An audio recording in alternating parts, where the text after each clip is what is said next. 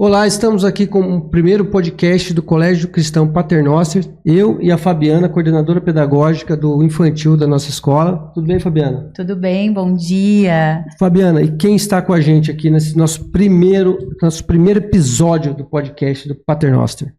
Hoje nós trouxemos uma pessoa muito especial, conhecemos há muito tempo já e que tem muita coisa para trocar com a gente, que é a Poliane Scuti, terapeuta ocupacional, psicomotricista, palestrante e que vai trazer muita coisa especial e importante falando do desenvolvimento das nossas crianças. Bom dia! Tudo bem, Poliana? Tudo bem? Nossa, que prazer, privilégio estar aqui de novo com vocês. Muito obrigada pelo convite, viu? Imagina, a gente que agradece, né? Até porque a gente precisa, assim, eu falo agora enquanto pai de criança da educação infantil, que a gente precisa um pouco mais de luz, né? Principalmente nesse momento agora de férias, que geralmente alguns pais procuram escolas e tal. Então a gente teve essa ideia de trazer você justamente para que possa trazer uma luz aí para os pais que estão pensando em buscar uma escola para os filhos, tanto para esse ano mesmo, quanto para o ano que vem, né? Quais são as principais características? O que o pai deve buscar na escola?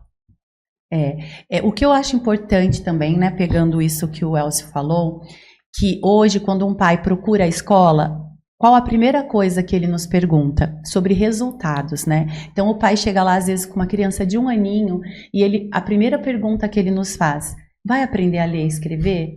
Então, assim, resultados na educação infantil está basicamente para os responsáveis associado à leitura e escrita. E eu queria que você falasse um pouquinho para a gente sobre isso, sobre as fases de desenvolvimento, enfim.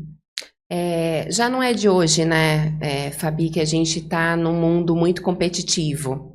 E eu acredito que não seja nem defeito, digamos assim, desses pais que procuram isso. Né? Porque, na verdade, eles não estudaram, né? O que a gente estuda não é a profissão de cada um, de saber sobre o desenvolvimento da criança, e sim a parte pedagógica. A escola tem essa responsabilidade. E o que eu observo muito já nesses anos todos, que eu sou formada há 25 anos, e eu venho vendo que cada ano tem se intensificado essa questão dos pais sempre procurar comparando com um outro, com uma outra criança, seja um sobrinho, seja um amigo do filho. Mas ele já tá com 5 anos e já tá lendo. O meu filho tá com 4 anos e meio, quase 5, e ainda nem conhece direito as letras do alfabeto. O que é muito importante a gente sempre tá trazendo para essa consciência as fases do que é esperado dessa criança. Então vamos começar lá dentro da barriga da mãe, esse embrião. Vamos pensar como que ele se desenvolve, né? Antes de sair para esse mundo e respeitar essas fases de desenvolvimento. O embrião, com 4 semanas e meia, mais ou menos 5 semanas, ele vai crescendo no sentido longitudinal em forma de C. Ou seja, cabeça, tronco e cordão umbilical. Por último, lá para frente, que vão começar a se desenvolver os bracinhos e as mãos, última parte corporal que é desenvolvida lá dentro desse ventre, né? Esse embrião. Quando a gente fala de alfabetizar, de querer exigir uma escrita, uma leitura de uma criança muito nova, que não está dentro de um marco esperado de desenvolvimento, ou seja, ela não tem uma capacidade ainda neurológica para tal função. Ela até realiza, não vou dizer que não, né? Tem crianças que vão desenvolver. Por quê? Porque está sendo ali forçada, está sendo estimulada, treinada o tempo todo, mas de alguma maneira essa criança vai apresentar alguma alteração nesse desenvolvimento. Se a gente pegar um raio-x de uma mãozinha de uma criança, por exemplo, de 4 anos, 5 anos, e um raio-x de uma mãozinha de uma criança de 7, vai dar para ver a estrutura óssea?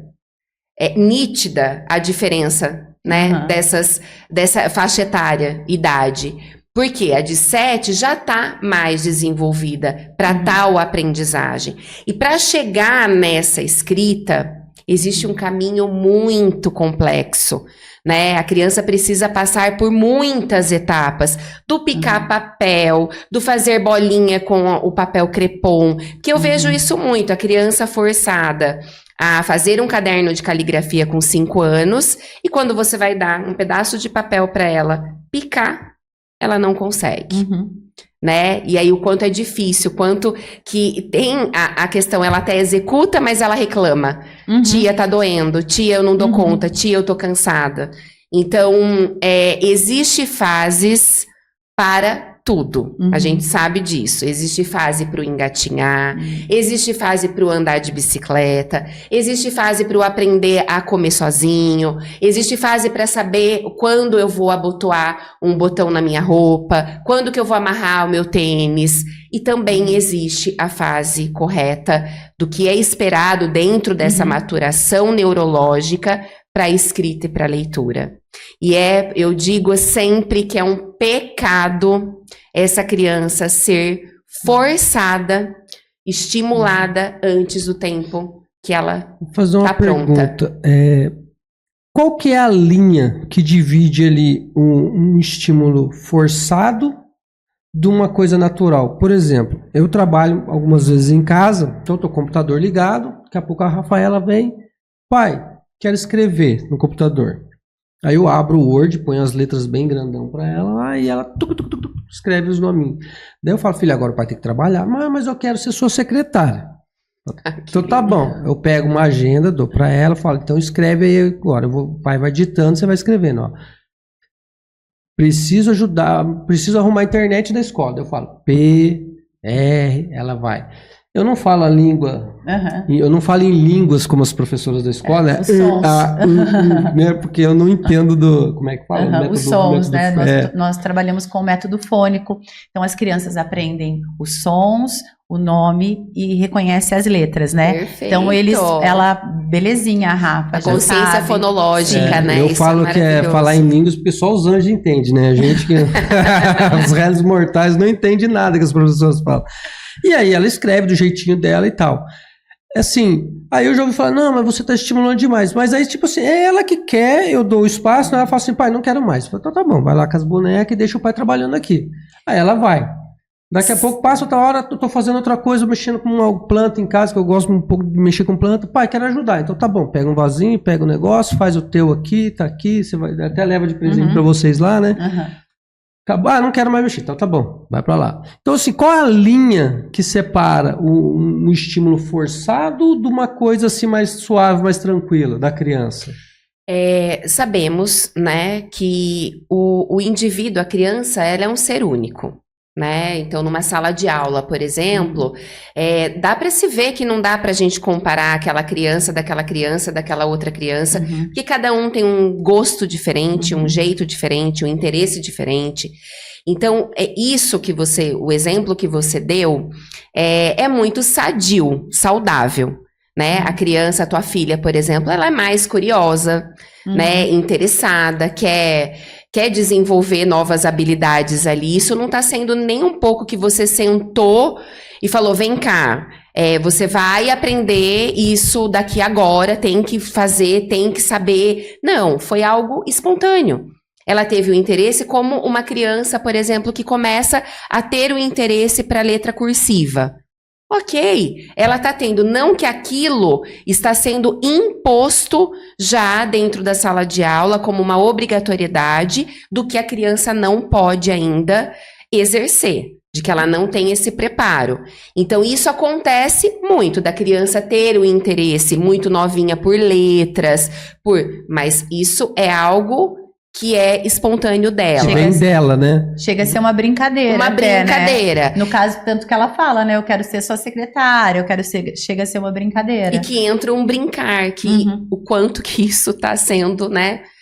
Raro na vida das crianças. Não sei se a gente vai chegar nesse assunto. Até, Poli, falando sobre o brincar, nós desenvolvemos um projeto, né? Do primeiro semestre da escola, chamando Brincadeiras que o Tempo Guardou. Então, durante esse projeto, nós percebemos o quanto que essas crianças deixaram de brincar.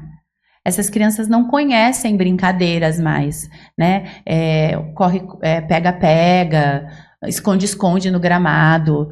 Eles não sabem regras, eles não sabem brincar. E não só as crianças muito pequenas. Eu falo de crianças com 4, 5 e 6 anos, né? O quanto foi maravilhoso trabalhar com esse projeto e ensinar para as crianças, né? E acabamos que trouxemos até as famílias para as brincadeiras, porque iam trabalhos para casa, né, Gula? Olha, e todo mundo. E qual era a tarefa? Os pais tinham que brincar no final de semana com as crianças, né? E registrar de alguma forma, com desenho, com foto. Então, assim, recebíamos mensagens dos pais dizendo o quanto foi maravilhoso, né? Voltar a sentar no chão para brincar com a criança. E aí a gente vê desculpa estar cortando, mas assim, a gente vê que o espaço da nossa casa já não permite tantas brincadeiras, né? Porque a gente vamos brincar com a Rafaela, vamos brincar bolinha de gude. Porque eu gostava de jogar bolinha de gude, então eu vou puxar para mim, né, pro meu lado.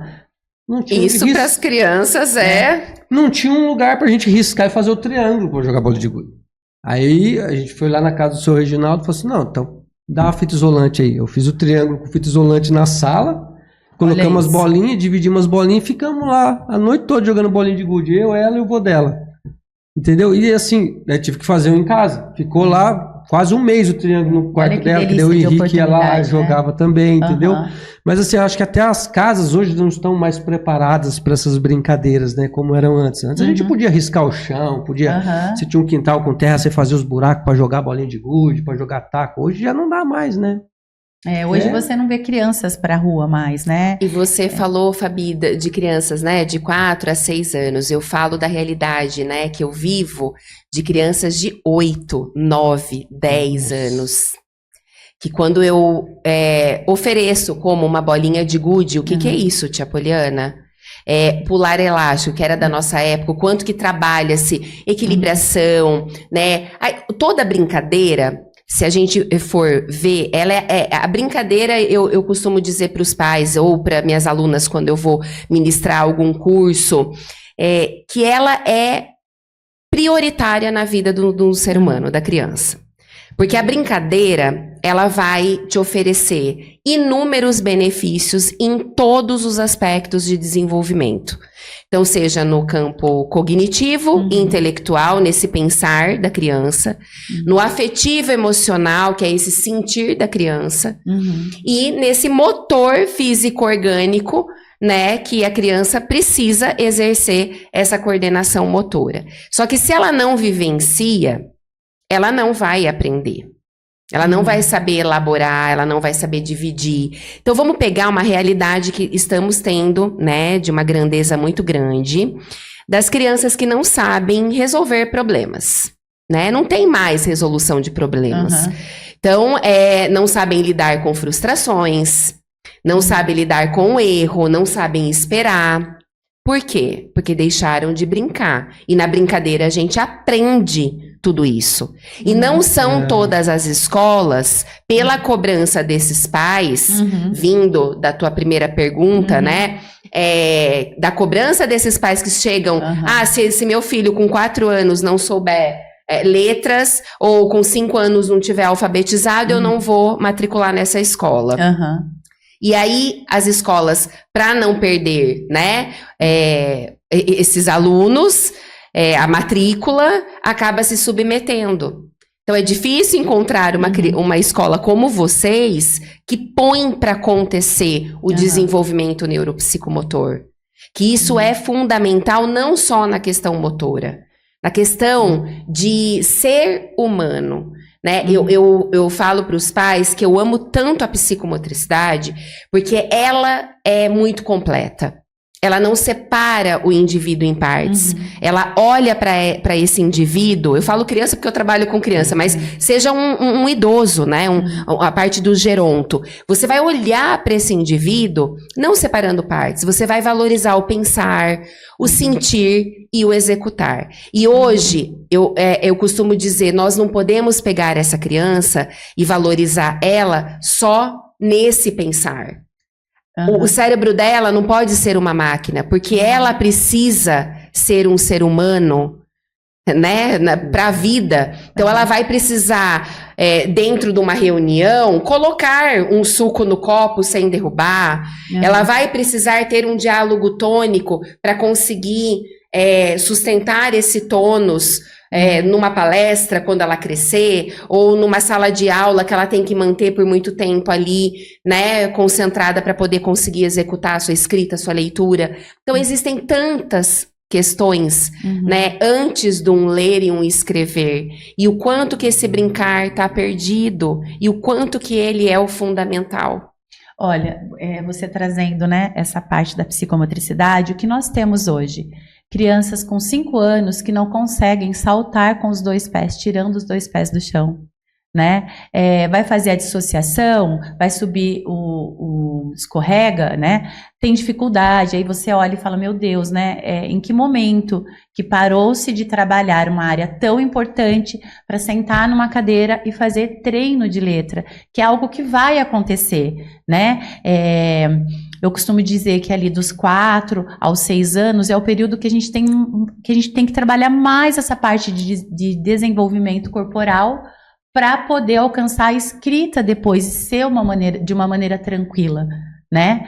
E a gente não vê isso, né? Então, assim, tudo isso a gente tem que levar em conta a idade, entender as fases, de desenvolvimento, exatamente, entender essas fases e saber o exato momento, né, de fazer isso. Porque a gente pode ter, Fabi, uma criança de 9 anos, tá?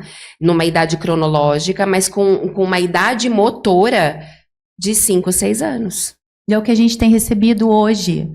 E aí você fala, né, não consegue saltar com os 2 pés. A mesma coisa uma criança que não sabe, não tem noções espaciais temporais, né, que precisa se saber de noção de tamanho, de intensidade, de grandeza, de velocidade, e quer que a criança escreva dentro de um espaço de uma linha, com as letras todas do mesmo tamanho.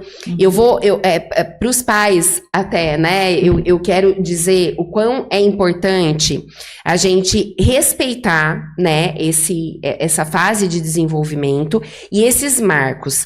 O que acontece? Vamos pensar numa pirâmide, tá? É um exemplo bem funcional, bem lúdico, que eu dou quando, por exemplo, eu avalio uma criança e quando eu vou dar os resultados para esses pais que não são obrigados a saber de tudo, exatamente, porque não estudaram para isso. Mas para que eles tenham uma consciência do que esse filho, né? O porquê que essa letra tá feia? Porque grande parte dos encaminhamentos para mim é a questão da letra feia. E aí, eu geralmente explico, nós temos uma pirâmide. Nós não precisamos ser engenheiros para poder entender que para, vamos supor, construir uma casa, o que a gente precisa? De início. Alicerce. A base, o alicerce. Então, vamos falar desse desenvolvimento neuropsicomotor da criança. A base, esse alicerce, é o primeiro neurobloco neurofuncional, que nós temos a respiração, a equilibração, o equilíbrio estático e dinâmico e a tonicidade.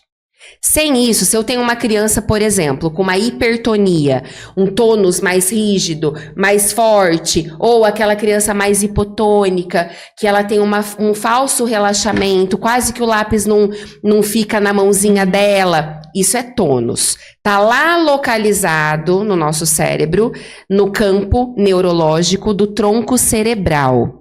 O que seria isso? A tonicidade está lá na mesma área neurológica que o tronco cerebral, que é o alicerce responsável pelas nossas atenções. Todo mundo acha que a gente tem uma atenção só, né? A atenção e concentração. Não, a gente tem muitas atenções, né? Atenção sustentada, atenção seletiva, atenção dividida, atenção alternada, atenção automática.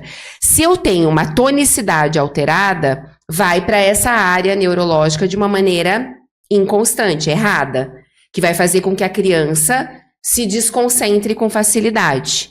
Aí, muitas vezes, ela já é taxada de que ela tem um diagnóstico de TDAH.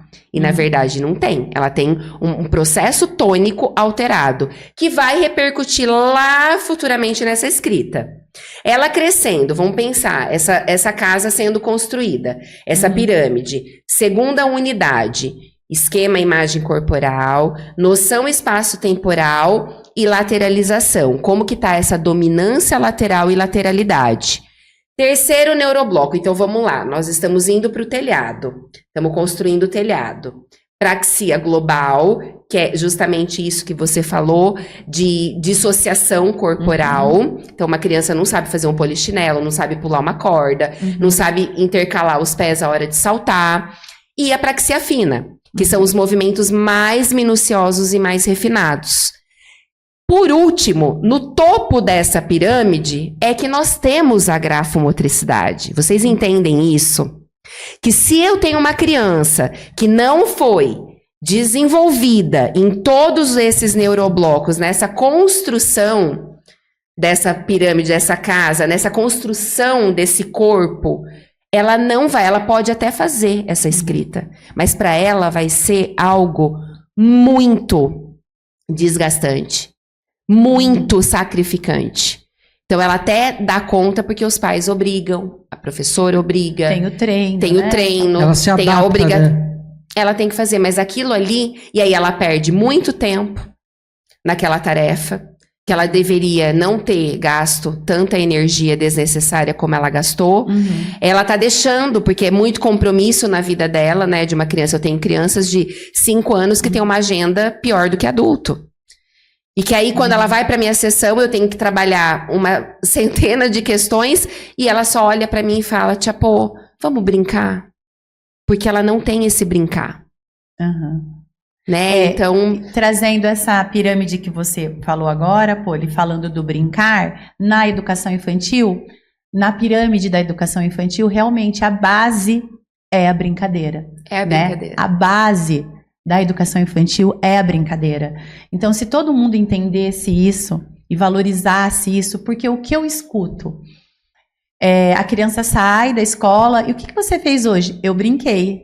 Nossa, mas você ficou a tarde inteira na escola só brincando, não fez mais nada. E é o grande marcador de aprendizagem, é o brincar. Exatamente. Então, se eu pudesse dar um conselho aos pais, eu diria, quando uma criança disser que brincou, valorizem, perguntem do que você brincou, me ensina, né? Valorizem, porque o brincar é a base da pirâmide para a educação e para a vida, né? Para a educação infantil e depois para a vida acadêmica dessa criança. Porque tudo que for trabalhado na educação infantil dá muito menos trabalho do que uma criança que chega lá aos 10 anos que não consegue, de repente, escrever uma letra cursiva. Por quê? Porque não foi trabalhado na educação infantil, quando deveria ter sido, ao invés de ter feito os treinos, brincado, né? Trabalhado toda essa motricidade. E o brincar na questão de valorização de ser humano,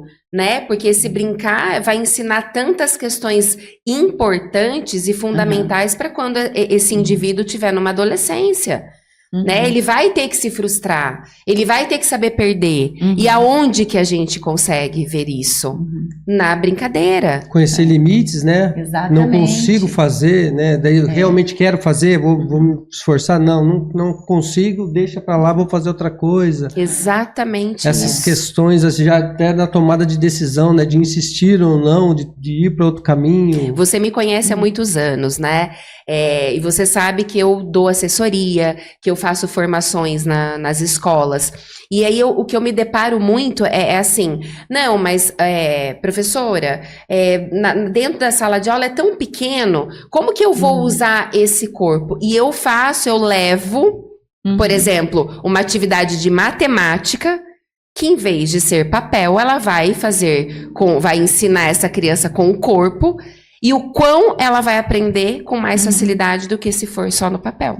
Vai ser internalizado com certeza, né? É justamente isso. Quando a gente fala, né, das áreas, né, de desenvolvimento, quanto que a brincadeira é importante para isso, né? A gente pega ali o cognitivo linguístico, a fala, como que eu vou desenvolver essa fala? Trabalhando com músicas, com histórias, fantoches, né? Aí eu passo ali pro desenvolvimento motor, com as brincadeiras, né? Inúmeras brincadeiras, que aí eu consigo fazer tanto dentro quanto fora da sala de aula. Eu falo do desenvolvimento emocional.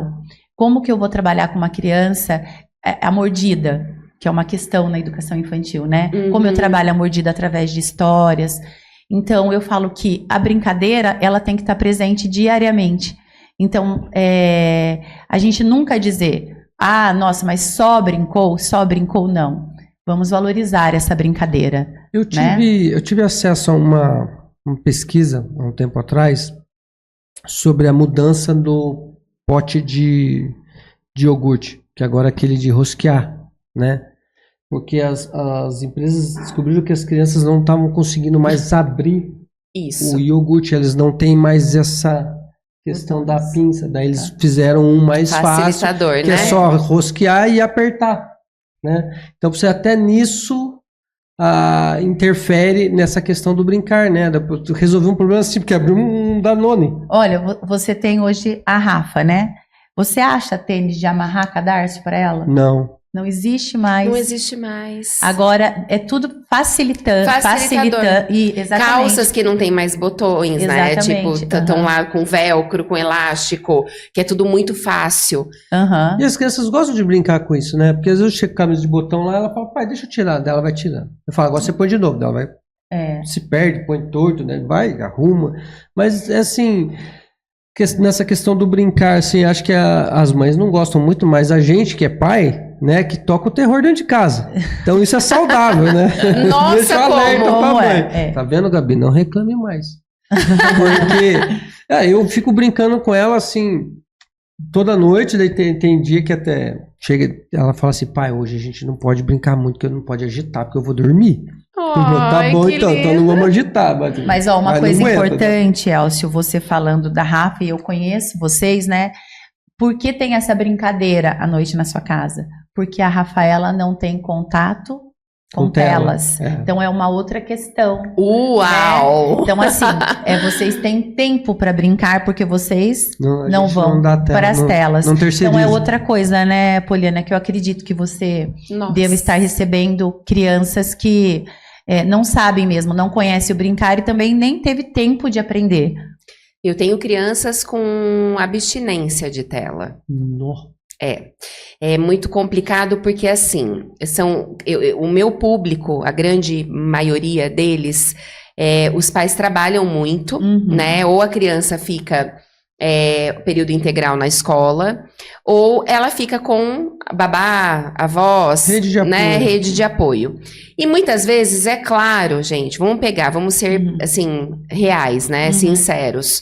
Uma idosa, né, uma avó, ela não tem mais a energia, né, do que um pai mais novo que vai brincar. Então, claro que à tarde, se a criança fica lá, para ela ficar mais quieta, menos agitada, ela vai ficar na tela, né? E isso a gente tem visto em muitos estudos comprovados que a criança, que essa geração, cada ano que tem passado, o índice de dificuldades de aprendizagem tem crescido bruscamente, né? E a gente fala dessa aprendizagem voltado para uma leitura, para uma escrita, para uma interpretação de texto, enfim, questões mais pedagógicas. E por quê? Porque essa inatividade corporal está muito presente. A criança não brinca mais, né? Ela não experimenta mais. Então, ela fica aqui só. E aí, o que tem trazido de maior comprometimento também? Já foi comprovado que o uso em excesso, né, de telas tem comprometido a nossa visão periférica. O que é essa noção periférica? Tô olhando para você, Fabi. Se ele mexer, eu não tô olhando para ele. Ou eu não tô olhando lá. Mas se tiver uma pessoa lá mexendo o braço, eu vou saber que tá mexendo. Isso é a nossa visão periférica. E aí, o que tem acontecido? Muitas reclamações de professores, né? De, não tá mais conseguindo copiar. Não consegue copiar da lousa. Tá pulando muito, tá fazendo cópias. Então, vai pula palavras, pula, né, chega a pular... a questão de noção espacial mesmo ali. E aí, qual que é? Tá com problema visual. Quando vai ver... Sim. Excesso de tela. Sim. Excesso Olha. de tela. E não é nem porque essa criança tá com problema de aprendizagem. Ela tá desenvolvendo problemas fisiológicos. Ela tá se adaptando para a nova realidade, né? O meu foco tá nesse espacinho, eu não preciso ver o que tá no entorno. Exatamente. E assim, eu tive já crianças de relatos de pais que quebrou a casa inteira porque fez, por exemplo, veio uma reclamação da escola, os pais tiraram as telas e teve abstinência. Então isso é muito sério. Muitas vezes eu tenho uma sessão com essa criança em terapia. E nessa uma sessão, ele traz muitas demandas. E que eu não consigo. Aí a mãe, a preocupação não é como o filho vai estar, né, como ser humano futuramente. É a letra. Mas essa letra, mas ele não consegue colocar um suco no copo. Você não permite, porque você fala que vai sujar e ele não experimenta como que é uma letra. A letra é o último a ser adquirido, né? E o quanto esse brincar tá escasso. Eles não brincam. Eles não sabem fazer algo funcional. Como que brinca com isso? Com panelinha. Você fala, é tão simples eles criarem. Quando você dá, precisa de mim o tempo todo. Mas como que faz isso? Como que brinca com isso? Uma coisa que acontece muito na escola, principalmente no início do ano, os pais chegam com as crianças carregando todas as mochilas, lancheira, pasta, é o pai que vem carregando. Aí a criança chega no portão, aí passa, né? A gente tá no portão ali para auxiliando, mas são muitas crianças entrando, então a gente entrega a mochila, entrega a pasta, entrega a lancheira. No começo do ano eles vão derrubando tudo. Porque eles não conseguem, eles não criaram, eles não têm autonomia. Sim. É uma demanda muito maior do que eles conseguem fazer, né? Então, se eles pegam a lancheira, eles derrubam a mochila. Se eles pegam a mochila, eles derrubam a lancheira. Aí eles derrubam a pasta. E com o passar do tempo, quando nós vamos saindo da sala para levar para o portão, aí a gente vai ensinando, olha, você coloca a lancheira aqui, você pega nessa mão a mochila, você pega nessa mão a pasta. E com o tempo eles vão aprendendo e eles mesmos vão... fazendo sozinhos, né? Porque estão experimentando. Exatamente, porque eles estão fazendo. Então, se você não deixar com que a criança experimente e faça, eles não vão aprender. Hoje, de uma maneira muito inconsciente, esses pais estão implantando nos filhos um robô. Que a criança já sai do banho, já tem a roupa para ir mais rápido, já dá a comida na boca para ir mais rápido, porque ela é muito lenta, eu vou perder hora, eu vou... e aí você vê que a criança tá indo, né? Aí tem balé, tem jazz, tem isso, tem aquilo outro, aula de música, judô, de Kumon, natação, exatamente. E aí sobrou o que para essa criança ser criança? Na roça a gente diz que fica igual um frango de granja quando cai do caminhão, né? Quando bate a bigorna da realidade. Não sabe para onde ir, não sabem o que fazer. Aí vira refém de um monte de gente que vem de ilusão, que vem de facilidade, que vem de sonho, sucesso, né? Prosperidade. Aí vai entrando por esses caminhos, né? Se for fazendo uma análise aí. Porque vai ficar se já é uma criança, vamos dizer assim... Ela cresce aprendendo que o mundo é fácil e que alguém vai resolver. Quando cresce, ela vai buscar o quê? A facilidade de alguém que resolva. Estou errado? Há muitos anos atrás, eu tive aula com um psiquiatra, eu nunca esqueci isso. Um psiquiatra da USP, que ele nos deu aula e ele falou assim, olha, desconfie da escola, quando vocês que são pais, que forem procurar ou orientar os pais, né, dos seus atendidos, quando se voltar muito limpinho, muito organizadinho, com tudo muito certinho dentro da mochila, tudo, desconfie dessa escola. E valorize aquele que ele volta imundo, que ele volta muito sujo, com tudo... desorganizado, que o patinho não é amarelo, o patinho é azul, porque ele tá vivenciando, ele tá ele próprio, né, descobrindo esse mundo e ninguém dando o que tem que fazer, dando as direções, ele tá vivenciando, ele tá experimentando. E acredito que seja muito isso, né? E é tão triste de ver, porque, por exemplo, essa criança que muitas vezes ela é obrigada a executar muitas questões e ela não dá conta pelo seu desempenho motor do que ela tá ali, né, pronta naquele momento. Aí o que acontece? Ela começa a se isolar socialmente. Porque ninguém tá olhando para as dificuldades que ela tem, por exemplo, numa quadra, num futebol, os amigos criticando, xingando, e ela tendo que escrever, ler, executar. E aí, o que acontece? Por ela estar sendo, né, ficando mais no mundinho dela, é autista. Se isolando, às vezes se recusando a fazer algumas coisas, não querendo dar atenção, porque afinal de contas, se ela der atenção para aquilo, ela vai ter que executar. Então, eu me fecho. É autista. É autista. Ou um pouquinho de agitabilidade motora, porque é uma criança, tá? Tô falando muito da minha realidade. Uma criança que mora em um apartamento, né? Fica presa dentro desse apartamento, não tem espaço, não tem momento que esses pais levam ela para brincar com esse corpo. O que acontece? Vai para a escola, é super agitada, porque é o único lugar que ela tem para desencadear esse movimento. Desculpa. E aí, o que acontece? Ela tem o TDAH, né? Ela tem o TDAH. E não. Às vezes ela só tá querendo usar esse corpo, ela só quer brincar, ela só quer explorar, porque ela já fica muito presa no seu dia a dia, né? Então, aqui naquele momento, mas ela tá com uma agitação motora. Porque ela não para, ela é hiperativa. Então, temos que tomar muito cuidado, olhar mais para essa criança como um ser único, um ser diferente, né? Porque se pegarmos nós três aqui, você vai gostar de uma fruta que de repente eu não gosto, você vai gostar do tipo de uma música que de repente eu não gosto, você vai gostar de uma cor que de repente eu não gosto, e tá tudo bem. E tá tudo bem. Você vai ter o teu manejo para brincar com a tua filha, eu vou ter o meu manejo para brincar com minhas crianças, e tá tudo bem.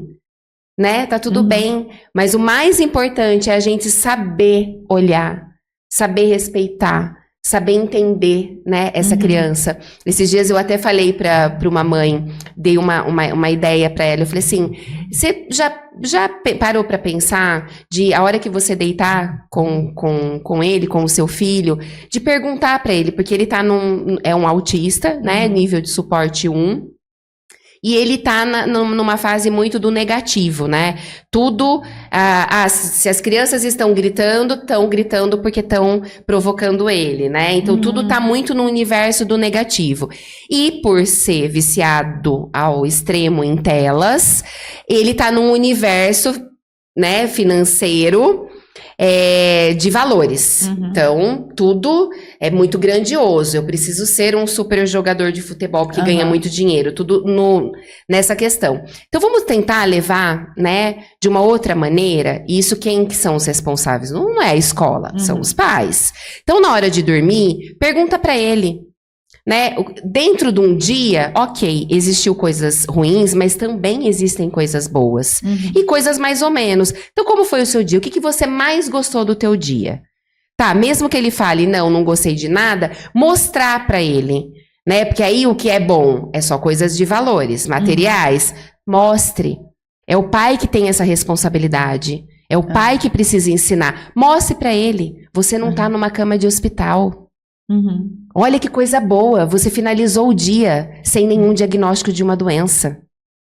Isso é o bem maior que se tem, né, para oferecer, para mostrar para o filho. Só que isso se perdeu. É tudo automático, tudo tem horário. A criança precisa chegar do período integral que ela fica na escola, ela tem que tomar banho e já ir dormir. Que hora que ela ficou com esse pai e com essa mãe? E a hora que fica fazendo a tarefa, apagando porque a letra tá feia, porque isso...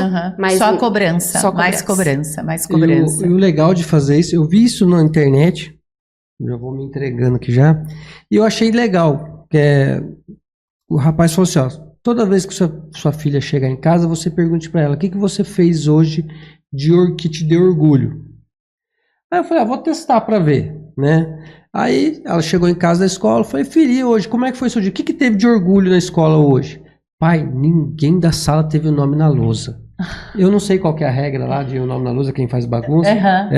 Ninguém da sala teve o nome na lousa. Então tá bom. bom, Olha, legal. que orgulho. Aí de vez em quando, né? Eu Olha como é lembro, importante pra eles, de né? vez em Como ela quando, entende. Sim. eu vou e pergunto. Outro dia, eu falei pra ela, como é que foi na escola? Só perguntei assim, ó, pai, deu ruim hoje.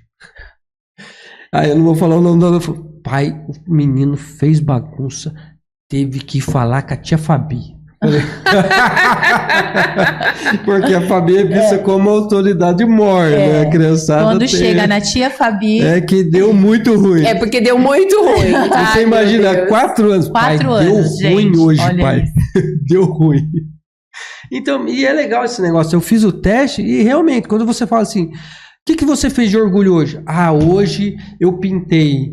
Ah, hoje eu caprichei no meu desenho. Hoje É dar eu fui, oportunidade para eles poderem expressar. hoje eu fui ajudante, né? Que eles falam, helper. Hoje eu fui o helper. Oh, Entendeu? meu Deus. E aí ela vai falando tudo que ela fez, ela fala, hoje de orgulho na sala ninguém teve nome na lousa, toda a vida é assim, ninguém teve nome na lousa, daí ela começa lá, hoje o helper foi meu amigo tal, por causa disso, hoje tivemos isso, daí ela vai contando as historinhas.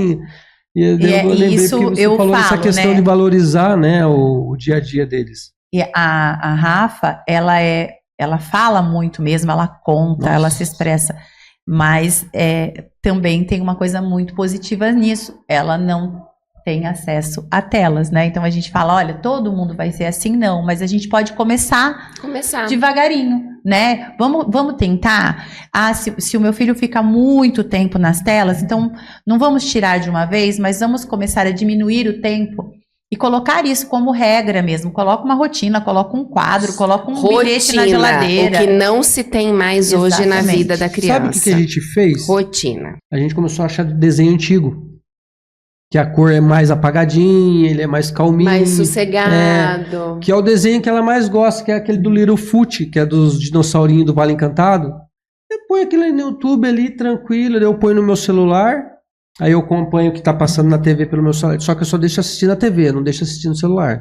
Ela senta no sofá, fala, ó, você só vai assistir que se legal. você brincar também.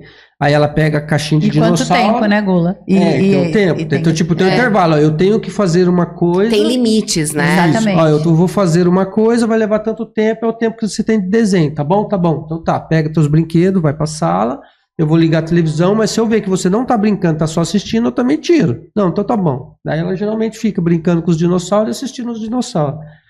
De vez em quando eu vejo assim que ela tá dando uns perdidos em mim assim, mas deixa passar. Mas ela sabe, ó, acabou. Faz birra, tudo, mas a gente corta do mesmo jeito. É a importância do falar o não e de cumprir o que foi combinado. Exatamente. Você vai assistir 15 minutos de desenho? Tá, então eu tenho que ter um relógio, eu tenho que mostrar onde, né, onde vai dar ali aqueles 15 minutos e pronto, acabou. E é isso que os pais não conseguem fazer hoje. Até em nome da demanda, né, da vida deles. Trabalham demais, geralmente a mãe também trabalha fora. Chega à noite, passei o dia todo longe do meu filho. Eu não vou arrumar um estresse para brigar e aonde eu acabo deixando. Mas quando eu passo a pensar no futuro, o que isso vai me trazer, não compensa. É algo que não compensa. Né, que vale a pena, sim. Ela tá aprendendo a ver a hora no relógio de ponteiro por causa disso. Olha, ela do tempo, né? Que é não, porque assim, ela a... acorda muito cedo. Então a Gabi acorda cedo para abrir a escola e eu fico com ela em casa. Aí, como o meu trabalho me permite ficar em casa, trabalhar em home office pelo menos na parte da manhã, aí ela acorda 7 horas da manhã, pai, quer assistir desenho.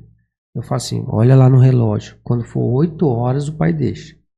Olha. Ah, mas como que é 8? Você sabe qual que é o 8? Sei, então. Quando o ponteiro pequenininho tiver no 8 e o grandão lá em cima no 12, aí você vem falar com o pai. 4 anos. Aí ela vai, faz as coisinhas dela. Toda hora ela vai lá e volta.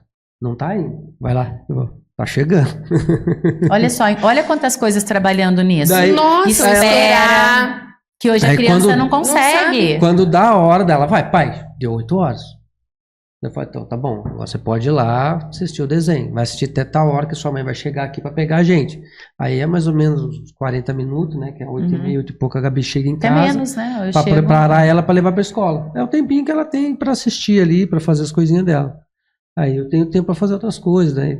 Então, assim, E ela pegou gosto pelo negócio, tanto que ela olha pro relógio, ela brinca com o relógio, vê as horas, ela pergunta se tá certo ou não, daí eu vou corrigindo e tal. Eu tento ganhar tempo com ela, entretendo ela com outras coisas, né? Dando outros desafios. Estímulos. Entendeu? Faz isso que você ganha aquilo. Agora tá chegando as férias e ela, como muda de um ano pro outro, né? Parece que é outra pessoa. O salto das fases é impressionante. E ela já não tá mais tão criancinha. Você não acredita que ela falou pra mim esses dias, que eu fui falar na fisioterapia lá? Falei pra ela assim, não, você tem que treinar ela andando na esteira, e ela tinha que pular uns obstáculos e tal. Eu falei, você tem que treinar, porque quando a gente for pra roça, a gente vai lá no grotão, que a gente vai achar a caverna da Cuca, e a gente vai lá ver a Cuca. Ela olhou pra mim e disse, pai, a Cuca nem existe. Furou meu balãozinho. Eu ali todo empolgado, né? Mas continuou fazendo pelo menos, mas já você vê que já não dá pra pegar mais nas brincadeirinhas. Daí eu falei assim, então eu vou mudar a estratégia. Eu falei assim, vem cá. Ela fez uma birra por causa de TV. Chamei ela, falei, vem cá, vamos conversar. Sentei e falei, vamos fazer um acordo nós dois? Ela falou, vamos, porque tudo comigo é acordo. O acordo é o seguinte, cada birra, um dia sem tela. Então, se você fizer birra hoje porque eu desliguei a tela, amanhã você não tem tela. Aí depois da manhã, se você não fizer birra amanhã, depois da manhã você tem. Mas se você fizer amanhã birra também, depois não tem e assim vai indo. Então, você fica um dia se comportando, no outro dia tem tela. Fez um dia birra, no outro dia não tem. Tamo combinado? Ela falou assim, pai, para fazer um acordo tem que selar com o dedinho. Eu falei assim, só com o dedinho, eu quero selar com o abraço. Ela falou, então tá bom, daí selamos um acordo. E ela cumpre o acordo. Quando ela faz birra, amanhã eu não vou ter tela, né? Não vai. E vocês também cumprem o acordo, né, Elcio? Tá vendo a importância, né, dos pais, né, na vida dessa criança? Não é só a escola, não é só a terapeuta, não é, né, delegar. É ter essa responsabilidade. Porque tem que ter, né? Porque faz birra, se joga, chora, vai, corre. E é da idade, né? Nossa Senhora. E não sei porque acontece, que mulher fala demais, né? Vem justificar. Aí quer justificar.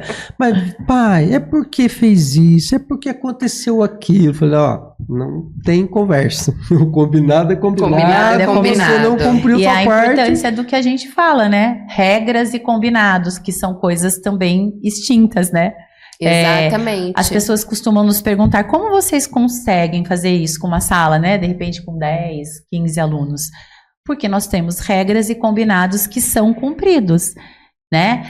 O que a gente combina é cumprido. Então, isso também é uma dica para casa. Façam regras e combinados e cumpram, isso né? Porque dá certo. Dá certo, né, Elcio? Peguei da escola porque a Gabi também, né? Ela levou para casa, daí a Gabi perguntou, uma vez eu vi na conversa com ela quais que eram os combinados da sala, né? Quem que fazia o quê, quem que ajudava no quê. Daí ela foi explicando os combinados, eu gostei da ideia. Falei, então vamos fazer o nosso aqui em casa, o nosso combinado. Dá muito certo. Dá muito certo. E aí, como ela já tem na escola, então não fica difícil para ela assimilar em casa, né? Então a regra é a mesma, combinado é combinado, então dá dando certo. Então tô insistindo, tô levando a estratégia para frente. E tudo dá certo, né, Poli? Na terapia, quando você senta com uma criança, a primeira coisa que você faz são os combinados também, né? E é o respeito com a criança, né? Eu costumo dizer que a partir do momento que ela entra ali, muitas vezes ela tá entrando porque ela é imposta, né? Tá indo pra minha sessão porque ela não sabe o que é psicomotricidade, ela não sabe o que é terapia ocupacional, por que ela tá ali. Ela já tá sabendo que algum problema, alguma dificuldade ela tem. Então, o mínimo, né, que tem que se ter com a criança é respeito, ela merece esse respeito. Então, eu nunca vou aplicar qualquer tipo de atividade que seja até desafiadora para ela, sem antes explicar o porquê que eu estou aplicando. O que nós vamos fazer ali, o porquê que nós vamos fazer. O que eu vou estar proporcionando de ajuda na vida dela futura. Né? E isso é muito legal, porque ela entende. Mas, tia Pô, que engraçado, né? Muitos falam para mim, os maiores. Você nem me dá caderno de caligrafia e eu já tô melhorando a minha letra, a professora tá me elogiando. Porque eu tô olhando para esse corpo, eu tô olhando para essa criança como um todo. Eu não tô sentando. E é o que eu falo para os pais. Por mais que a queixa principal veio na escrita, eu não vou ficar sentado com a criança. Você conhece a máquina como um todo, né? Sabe onde Exatamente. fazer os ajustes e Aham. tudo mais, né? Eu costumo dizer, gente, olha, isso que vocês, enquanto escola, registrem, e que se todas as escolas pudessem entender isso, quando um pai for procurar, né? Mas ele já vai ser alfabetizado com 4 anos. Então, mas esse corpo, ele tá alfabetizado? Uhum. Esse corpo passou já pelo processo de alfabetização? Então ele já sabe saltar com um pé só, ele já sabe andar em obstáculos, andar com os pés em linha, alternar, fazer um polichinelo, ter uma boa respiração, ter movimentos dissociados. Quantas crianças não conseguem fazer esse movimento de dissociação dígito-manual? Como que tem que olhar e aí se embanando? Como que vai escrever? Se eu preciso dessa escrita dinâmica, criança tem uma escrita muito estática. Por quê? Porque isso aqui é o último, né? O último instrumento que nós vamos adquirir de aprendizagem na criança. Como que tá esse corpo? Né? Esse corpo tá pronto? Então eu tô pronta para escrever. Eu tô pronta para ler. É isso. É porque os pais associam a aprendizagem à leitura e escrita. E a aprendizagem vai muito além disso, né? Muito além. E o pior é que quando sai disso, entra nisso. Você Ou pega até mais... a questão da escrita, né? Hoje tá... Porque só se usam esses 2 dedos agora, então... Não, o controle tá remoto piorando. Vem com o microfone, né? Piorando Você muito. já põe e pede o que você quer na TV, ele já muda de canal, escolhe um canal no YouTube, um vídeo, alguma coisa. Então você não precisa nem digitar mais, né? Exatamente. Respeitar os marcos de desenvolvimento da criança, seja o filho, seja o aluno, seja a minha criança atendida, meu paciente, é amor. É amor, é respeitar esses marcos de desenvolvimento, é respeitar as fases. Tanto é que quando a criança chega, independente do nível cognitivo, nível motor, ela é muito esperta, eu vou avaliar de acordo com o que é esperado para a idade dela. Nem mais, claro que menos, porque tem crianças que chegam para mim com uma idade cronológica diferente da idade motor. Então eu tenho que aplicar, né, testes mais simples para chegar, mas é respeitar, né? Ela tá pronta para isso, né? O que ela consegue? Então é muito isso, né? Dentro do marco ali eu tenho a criança totalmente preparada aos 7 anos. Né? E é claro que eu vou ter criança com 4, 5 anos que tá ali acima da média e eu vou respeitar também, mas eu também tenho criança que vai estar abaixo, que são crianças que eu vou ter que trabalhar mais, e tá tudo bem, né? O que a gente não pode exigir coisas que esse corpo ainda não está preparado, por quê? Ele vai fazer porque a criança é uma esponjinha, né? Ela absorve tudo e ela corresponde. Mas vai ter reflexo. E Fabi, uma coisa muito importante, que eu acho importantíssimo colocar. Dentro de uma sala de aula, tá? Vamos lá, você tem uma sala de 4 a 5 anos, certo? 4 a 5 anos é essa faixa etária. Só que aí eu tenho a Aninha, um exemplo, que tem 4 anos e 2 meses. E eu tenho a Camilinha, que tem 4 anos e 10 meses. Aí as mães costumam comparar. Mas a Camilinha tá na mesma sala que a minha filha. E ela já pinta sem borrar. E a minha ainda tá pintando borrando.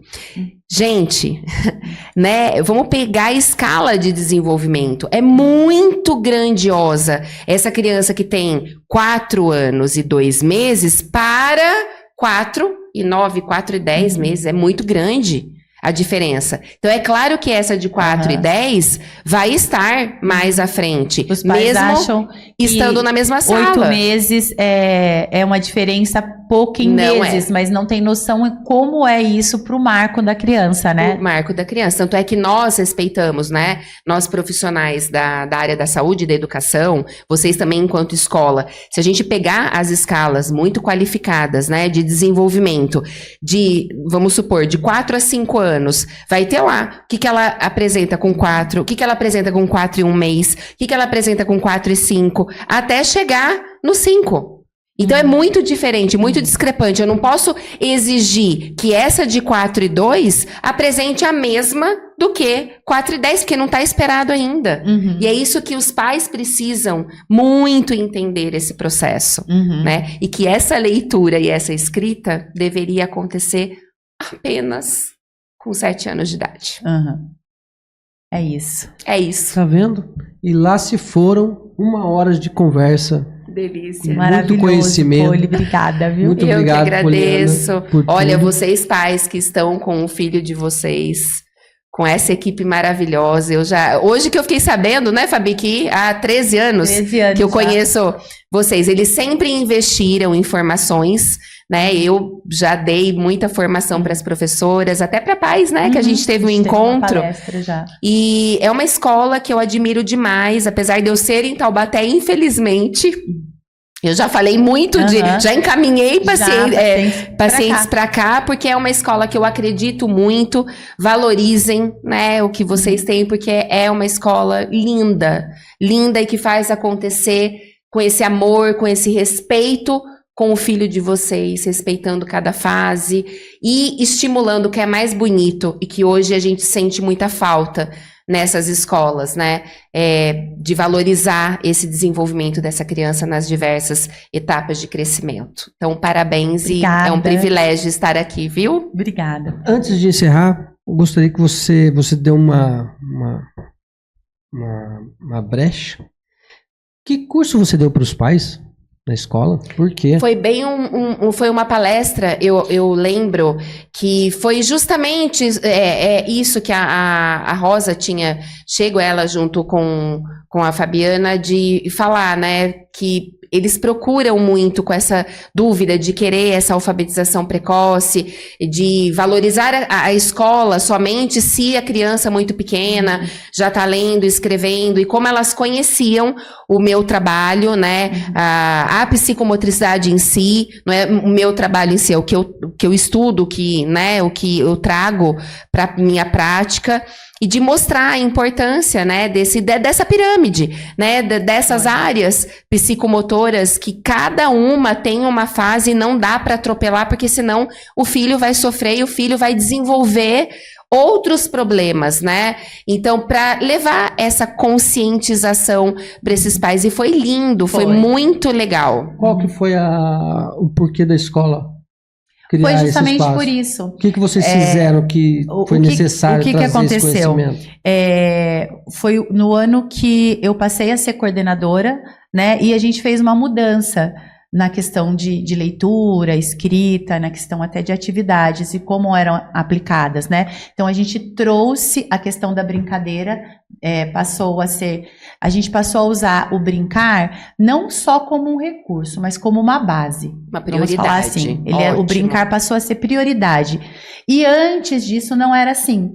Então, quando eu trouxe esse brincar como prioridade, aí a Rosa resolveu investir, também estudando, descobriu-se isso, né? Na verdade, entendeu que isso realmente fazia toda a diferença. A Rosa falou, não, então agora a gente vai passar a ter o brincar como prioridade, como a base ali.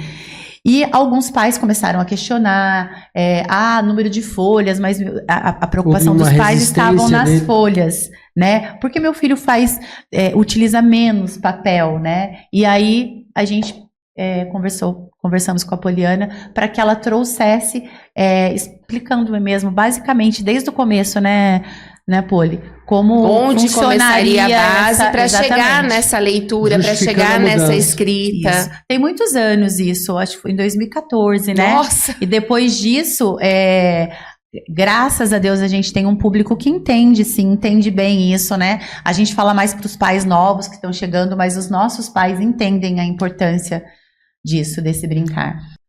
Muito bem. É isso aí, pessoal. Muito obrigado a todos que ficaram com a gente até agora. Esse é o primeiro episódio do nosso podcast do Colégio Cristão Paternoster. Muito obrigado, Poliana. E deixa aqui as considerações finais e também os seus contatos e a área que você atua para quem tiver interesse, né, para poder falar com você. Bom, eu que agradeço, né, mais uma vez desse convite tão precioso. Estar aqui com vocês sempre é um prazer para mim. Vocês sabem disso. E eu atendo, né, crianças atualmente de 4 a 10 anos lá em Taubaté, no Jardim das Nações, mas todo, assim, o meu currículo, o que eu consigo, né, colocar na rede social, se você quiser conhecer um pouquinho mais do meu trabalho, é no Instagram, é psicomotricista Poliana Escute, Poliana com 2 L's e Y, e Escute CS mudo. No caso, qualquer coisa, eles têm todo aí o meu contato também. Tá ok. É isso aí. Obrigada. Quer deixar suas considerações, Fabi? Olha, eu quero agradecer, Poli, muito obrigada, eu que agradeço. né? Foi maravilhoso. Eu acho que a gente pôde falar um pouquinho, né, com relação a essas fases e a importância de respeitá-las. E um recadinho para os pais: brinquem muito com seus filhos. Isso vai fazer toda a diferença no futuro.